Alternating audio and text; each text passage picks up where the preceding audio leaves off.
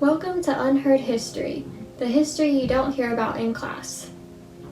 You may have heard of the French Revolution in school, but have you ever heard of Tarrare, a French freak spy? He was born in 1772 in Lyon, France. By the time Tarrare was 17, he only weighed 100 pounds and consumed a quarter of a cow a day. He pretty much ate his family out of house and home, and they had to throw him out into the world on his own. He went on to find a family by joining a freak show. During the show, Tarrare would eat quite literally anything from baskets of apples to wine corks and flints. Despite his strange eating habits, he never seemed to gain weight.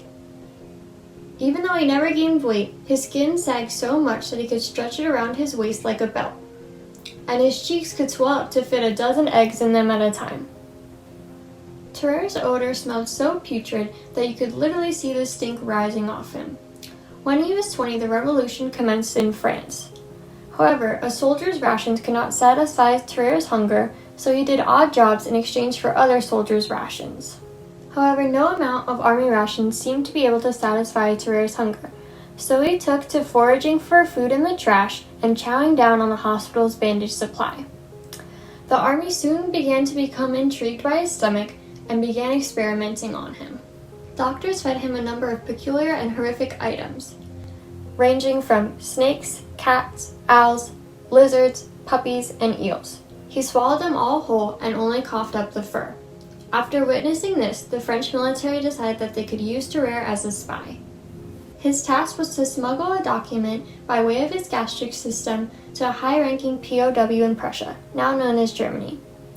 His smell, hunger, and the fact that he didn't know any German led to his quick capture. The enemy tried to force the document out of his system, but each time Tarrare would just re-swallow it. Eventually they gave up and just sent him back to France.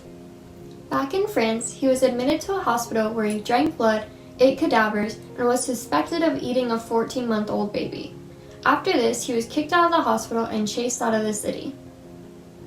4 years later, he died of tuberculosis in Versailles. During the autopsy, examiners found that his stomach and fatty liver took up most of his gut. Thanks for watching. If you want to hear more Unheard History, be sure to like, comment, and subscribe to the Digital Learning Company.